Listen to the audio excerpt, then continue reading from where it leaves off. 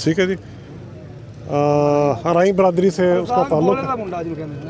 नहीं वो पता नहीं, वो नहीं मुझे पता। ठीक है जी, वो आप जानते हैं वो कौन है, ठीक है ना, जिसकी ये इधर साथ ही पहली है। ठीक है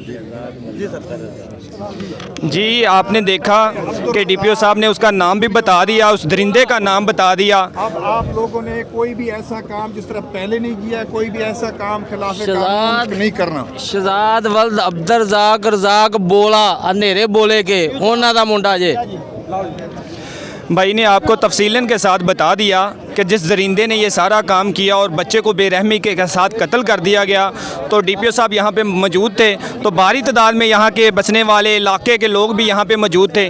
तो पंजाब पुलिस की ये काविश है, बहुत ही कामयाब काविश है। मैं भी पंजाब पुलिस को सलूट पेश करना चाहता हूँ कि पंजाब पुलिस ने सिर्फ 3 रोज़ में उस दरिंदे को पकड़ा और पकड़ कर उसको कानून के कटहरे में ले आए हैं। तो इंशाल्लाह हमारी भी ये उम्मीद होगी, तो इंशाल्लाह तमाम इलाके की उम्मीद है कि उस दरिंदे को कानून के मुताबिक सख्त से सख्त सज़ा दी जाए। तो इसी के साथ अपने मेज़बान सरदार जवेद आशू डोगरू को दीजिए इजाज़त। अल्लाह निगहबान।